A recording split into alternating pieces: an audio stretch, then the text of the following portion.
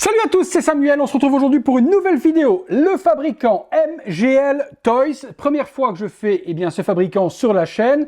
Ils ont réalisé des choses plutôt intéressantes dans le passé sur l'univers de Toy Story. Il y avait un Buzz et un Woody exceptionnels. C'était pas spécialement une statue qui, moi, me faisait triper, les Toy Story. Par contre, la réalisation que je vous présente aujourd'hui, il s'agit de l'univers Pixar et Wall-E. Cet univers, lui, me parle beaucoup plus. Et quand j'ai vu les amis de MGL proposer cette statue, j'ai donc sauté sur la précommande. Je remercie mon partenaire FNC, j'ai acheté la statue chez lui. J'ai reçu la statue rapidement par avion pour pouvoir vous faire la vidéo rapidement et vous montrer l'exemplaire final de cette statue. Les envois ont été faits par train il y a une quinzaine de jours. Pour chacun d'entre vous, pour ceux qui l'ont déjà précommandé chez FNC, vous devriez la recevoir courant du mois de mars. Moi, c'est un petit arrangement que j'ai avec FNC. J'achète mes statues, je les paye le prix normal. Le seul avantage que j'ai, c'est de pouvoir avoir une expédition par avion au même prix que l'expédition par train. Visuel de la boîte, on a la statue qui est représentée avec cette énorme lune. La lune fait partie de la statue. Beaucoup, lorsqu'ils ont vu le visuel, ont cru que la lune était juste un artwork derrière pour illustrer et animer la statue, mais non, cette lune, qui doit être en plus lumineuse, fait bien partie intégrante de la statue. Disney Pixar, on a Eve qui est représentée à côté de Wall-E sur un socle qui reprend quelques petits easter eggs de l'animé. Galaxie bleu et ciel étoilé sur l'arrière. MGL Toys, c'est sur licence officielle Disney. Attention, licence officielle Disney asiatique. Ce ne sont pas des statues qui sont officiellement vendues en Europe. MGL n'a pas les licences européennes Disney et Pixar. On revient sur la même chose de l'autre côté. Au-dessus, il y a Wall-E avec Disney Pixar comme ceci et rien en dessous. Je suis très curieux de cette statue. Je n'ai pas du tout d'idée de la taille qu'elle fait. Très difficile au niveau des dimensions données de s'imaginer à quoi pouvait ressembler cette statue. J'ai franchi le pas, je vous la fais découvrir. On est parti pour le montage. On est parti pour le montage. À l'intérieur, nous retrouvons une enveloppe rose comme celle-ci avec un petit cœur et puis deux cœurs qui se joignent avec justement un rythme cardiaque par-dessus. À l'intérieur de ceci, nous avons une paire de gants. Ok, moi je les mets jamais. Je me lave bien les mains avant de faire mes vidéos. Mais si vous aimez, vous, manipuler vos résines avec des gants, vous avez des gants noirs comme ceci. Certains aimeraient que j'en mette quand on voit l'état catastrophique de mes doigts. Mais moi, j'aime bien toucher la résine, sentir les matières et surtout avec des gants, moi, je trouve que ça glisse. J'ai toujours peur d'avoir une pièce qui glisse de mes mains et d'avoir de la casse. Donc ça, pour ceux qui aiment, c'est fourni. C'est pas pour moi. Qu'avons-nous d'autre? Le certificat d'authenticité qui est juste ici. Il y avait combien d'exemplaires? Tiens, il y a un certificat, mais il n'y a pas le nombre d'exemplaires. Ce certificat vous assure que c'est une pièce d'art originale et authentique produite par MGL Toys. Il y a la statue, il y a le petit script, mais pas de numérotation. Peut-être en dessous de la base. Ah non, il y a encore un truc à l'intérieur. Ok, il y a une très jolie pièce qui est juste là. Je vous la montre en détail. Donc ça s'ouvre. Bon, le petit truc un petit peu dommage, c'est que le sarcophage de plexi est tout griffé. Ça, je trouve ça vraiment dommage. Donc c'est tout abîmé, tout griffé sur l'arrière. On voit Wall-E qui tient la main de Eve et de l'autre côté, Disney Pixar Wall-E. Il y avait 168 exemplaires et sur la pièce, la mienne est la numéro 52. Ok, je mets ça sur le côté. On retrouve une télécommande. J'ai un peu peur que ce soit pas compatible domotique, ce serait dommage. On va voir ça ensemble. Et puis un petit câble USB-C vers USB classique pour l'alimenter. Parce que oui, comme je vous ai dit, il y a un light-up dans cette statue. On commence par la base, en dessous, Wall-E, juste Eve et Wall-E en ombre, pas d'édition en dessous sur le stickers. Et puis par devant, on retrouve un téléviseur, des rochers, des petits amas de gravillons juste ici sur le bas, des canettes écrasées, un petit peu de pollution. Là, un parapluie qui a été plié. Ok, donc un petit muret. Wall-E plus Eve gravé ici dans le petit pilier, un building à l'arrière violet, un petit banc où vont trôner à mon avis les personnages. Sur l'arrière, pas mal de petites parties à venir assembler. Je vois le plug également d'alimentation pour alimenter la lune qui se trouve juste là derrière. Bon, une base plutôt simple, mais qui va prendre tout son sens avec justement ceci. Et oui, donc comme je vous disais, la lune fait partie intégrante du diorama. On a cette énorme lune en résine, des buildings violets tout comme ceux sur le côté qui soutiennent cette lune, une peinture qui fait des effets d'étage allumés jaune tout autour. Et puis un PEX de connexion d'alimentation ici pour alimenter le tout. Alors, ça se plug. Ici, il y a des aimants. Ça s'assemble bien. Petit port USB-C juste ici derrière. Je ne vois pas de bouton on-off. Donc pour moi, cette télécommande, elle va être obligatoire pour alimenter la statue. Sans ça, je pense que la domotique ne va pas marcher. Et ça va un petit peu m'énerver, je pense. Alors, continuons. C'est un puzzle sans nom. Il y a beaucoup d'éléments partout sur cette base à assembler et il n'y a pas de mode d'emploi. Ça, c'est vraiment dommage, surtout pour de l'officiel. D'habitude, on a au moins un petit fascicule qui nous explique où les éléments vont. Là, j'ai plein de trucs, j'ai des petits machins comme ça un peu partout et je ne sais pas où ça va. On a ce lampadaire. Alors, dans le lampadaire, ils vous mettent un petit module comme ceci avec des piles. Vous appuyez dessus, hop, je regarde, voilà. Il y a un petit light-up des familles et ça vient s'aimanter. Maintenant, on est obligé d'aller appuyer à la main pour allumer et éteindre. Pourquoi ne pas avoir fait une connectique sur la base qui s'alimente avec la lune? Bon, partisan du moindre effort. On a ensuite la petite partie qui est ici, qui ressemble à une lampe, qui vient s'emboîter et s'aimanter, hop, comme ceci, pour vous donner le light-up. Bon, c'est anecdotique, ça me fait penser un peu au lampadaire qu'on avait avec le Batman Tsume. Bon, c'est là, mais à mon avis, on l'alimentera jamais, hein, les gars. Hop, on met le petit lampadaire juste ici. Oui, effectivement, ça n'apporte aucune lumière. Les petites rambardes qui sont là. Alors, hop, c'est toujours chiant, hein, les gars, quand on n'a pas de mode d'emploi. On y va à la vas-y que je te pousse. Alors, ouais, je vois bien ça là, mais ça irait là-dedans. Ça va casser, ça. Ah non, ok, ça vient ici. S'emboîter comme ça, ok, il y a la petite partie qui vient se mettre ici, j'en ai une autre de l'autre côté, je pense. Ouais, ici quelque part. Ok, donc on va assembler ici.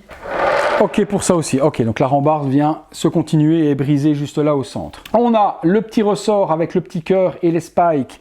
Ça, il y a un détrompeur, je le vois se mettre là. Ici, un dessus. Ouais, ça peut être ceci, je crois. La petite plante, ce sera après à mon avis. J'ai la petite plante qui est ici. Ça, c'est un élastique. Ça, ok, ça c'est le manche du parapluie qui est ici. Hop. Les petits pots avec les couverts. Il y a des petits détrompeurs. En voilà un, en voilà deux, juste ici devant. Alors les guirlandes, je vois des petits pegs un peu partout. Là au-dessus, là sur le côté. Alors, je verrai peut-être ça se mettre ici. Ok. Et l'autre venir se mettre juste là-dedans. Comme ça. Peut-être. Au niveau de la forme, je vois que ça. Et puis j'ai celle-là. Ah, j'ai encore un petit trou ici. Peut-être ici dedans. Et l'autre ici en bas. Ok. Ok, donc il y a un petit trou ici. Hop, et l'autre là en bas. Et on met la guirlande de la sorte. La guirlande ne s'allumera pas. C'est un petit peu dommage aussi. Ça... je pense que ça va venir se plugger là, je vois un tout petit trou. Ok, donc la petite plante qui est en train de pousser juste ici.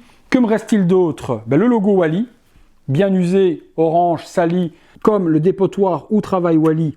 Hop là, par devant. Et puis on va voir les deux personnages à assembler. Commençons par Wally, ça fait une belle statue au final. Je dirais une statue 1/6. Au niveau de la taille, c'est plutôt pas mal. Plutôt pas mal. Bon, la lampe est déjà morte. Les piles fonctionnent déjà plus. Les petits bras, bon, Wally... il est là, on va l'assembler puis on en parle. Je regarde, hop là, l'assemblage des bras.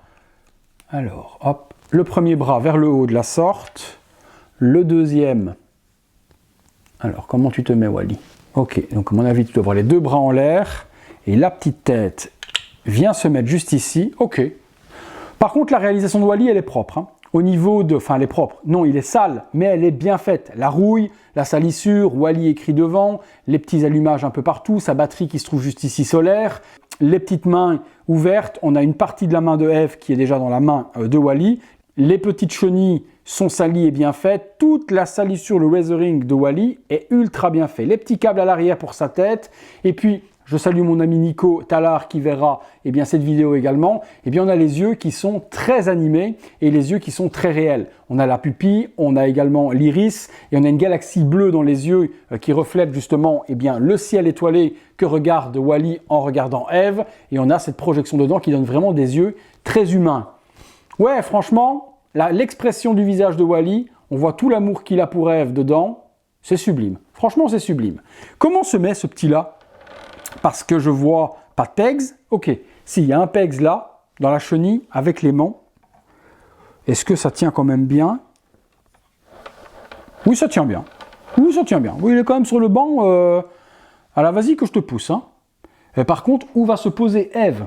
Eve est ici, elle est en 2 morceaux, même 3 avec son bras supplémentaire. Il n'y a pas de light-up, dommage du coup de ne pas avoir les yeux qui s'illuminent. Même chose, on aurait pu passer des câbles et illuminer les yeux de Eve en électronique et avoir quelque chose qui est un petit peu plus réel. On a une petite sphère, tout est blanc laqué, tout comme Eve. Le petit pegs vient s'emboîter juste là pour faire sa tête en lévitation et on vient rajouter son bras supplémentaire dans le petit pegs qui est juste là. Voilà. Ou dans l'autre sens, non, il n'y a qu'un sens possible vers l'arrière. La deuxième main, bah, c'est un peu chelou. J'ai l'impression qu'elle a le bras qui est coupé et l'autre morceau de bras dans la main de Wally. Et ça, c'est un peu chelou. Est-ce qu'elle sectionnait sa main? Est-ce que sa main était en 2 parties dans l'animé? J'ai pas l'impression. Pourquoi avoir coupé sa main en 2 morceaux? Pourquoi ne pas avoir laissé sa main en un morceau qui pluguait dans le bras, dans la main de Wally? Ça, j'ai pas trop compris pourquoi. Ok, il y a un petit pegs juste ici. Je vais regarder, une fois que j'assemble le tout. Attendez, je regarde moi de face pour pas faire de conneries. Pour comprendre pourquoi ils ont pas mis la main. Ouais, on a un vide. C'est pas très joli. Attendez, j'essaie de voir si je peux avancer peut-être un petit peu Eve sur le pegs. Et Wally, ok. Voilà, on a une séparation, vraiment une coupure dans la main de Eve qui a un morceau dans la main de Wally et l'autre morceau de son bras à part. Ça, je trouve pas ça super joli en soi. Je trouve que ça casse un petit peu le design du bras. C'est pas très joli. Bon, en rien, ça ne tue la beauté de la statue. La statue est super belle. 360 degrés, ça fait un très joli one-shot Wally. Là, il n'y a pas grand-chose à dire. Mais ils auraient pu quand même faire une conception différente pour cela. Allez, on alimente le tout. Hop, je mets le bureau, le petit câble. Hop, rapproche-toi. Déjà, en branchant, est-ce que ça s'allume? Non, en branchant, ça ne s'allume pas. Donc, il faudra bien la télécommande. Mais on va voir, peut-être qu'en allumant la télécommande, débranchant, branchant, ça fonctionnera peut-être. Hop, oula. Ouh, je pense qu'en plus... Ah ouais, en plus, la télécommande, bon, elle allume effectivement bien la lune, mais elle augmente mon néon. Parce que si je mets mon néon à 25% où je le mets d'habitude, si j'allume, vous voyez, regardez, mon néon va s'allumer de plus en plus jusqu'à arriver à 100%. Donc on a la même télécommande sur la même fréquence. Ça, c'est toujours la grosse merde quand ça fait ça. Je vais essayer de me mettre devant. Alors, j'ai éteint le néon parce que la télécommande fonctionne sur la même fréquence que mon néon. Donc quand je l'allume, ça allume mon néon, ça éteint mon néon, ça fait clignoter mon néon, c'est un gros bordel. Donc on allume et la lune vient s'illuminer, c'est super beau. La lune en plus elle est jaune, elle n'est pas blanche, étincelante, donc ça marche super bien. À savoir qu'il n'y a que l'avant qui s'allume, l'arrière ne s'allume pas du tout. Et on a différents modes. On a ce mode-là où elle va être en mode plein, et puis on a ce mode-là où la lune va être en format pulse. Vous voyez, regardez, ça pulse, hop, et ça s'éteint. Si je débranche et que je rebranche, ça ne s'allume pas. Pas compatible domotique du tout. La télécommande est obligatoire pour la lune. Et la lune, on va pas se mentir, ça apporte énormément à la statue. J'ai éteint toutes les lampes du plafond, j'ai laissé que les spots avant pour vous montrer également ce que ça donne. Voilà, avec la petite lune. Et puis je fais le noir total pour vous montrer également le rendu. Voilà, dans le noir total, il n'y a plus que le petit spot qui s'illumine là. On voit quand même que la lampe fonctionne. Elle fait un petit éclairage et elle allume quand même les personnages. Ça donne son petit effet sans la lune. Et avec la lune, voilà ce que ça donne. Ouais, c'est quand même très joli. Ça fait une belle lampe de chevet. Je ne vais pas vous mentir, dans la chambre d'un enfant ou autre, si vous voulez une lampe de chevet pour votre gamin, vous avez cette statue. Et puis voilà également le visuel avec la lune qui va pulser, donc qui va s'éteindre et qui va s'allumer. Ouais, ça fait vraiment très beau, c'est très romantique en plus avec Eve et Wally l'un à côté de l'autre. C'est très joli, très joli. Très beau. On rallume. Voilà les amis ce que donne cette statue MGL de Wally. Bon, franchement, moi je suis hyper content. Mis à part la petite section de la main entre Wally et entre Eve, le reste c'est sublime. La lune, magnifique. Le light-up fonctionne parfaitement. Ça illumine bien la statue, ça donne un effet très romantique, très posé. Une lumière pas agressive du tout. Le format pulse, pas pulse, ça c'est vous qui choisissez. Je trouve que allumé comme ça suffit. La lune, elle pulse pas, elle reste allumée, point final. Donc on a ce très joli one-shot de l'univers de Pixar, un animé que j'ai ultra aimé. Pas de dialogue, rien que des sons, mais on comprend tout, la magie y est. Disney sait le faire, Pixar sait le faire. On était vraiment plongé dans l'univers spatial. Ce petit robot qui fait du nettoyage dans les ordures et puis ce chasseur de primes, on va appeler ça comme ça, féminin, dont l'histoire fait que l'un tombe amoureux de l'autre. On vit vraiment une superbe histoire. Si vous n'avez jamais vu Wall-E, je vous le conseille énormément. Voilà les amis, eh bien la statue vient de chez FNC comme je vous ai dit en introduction.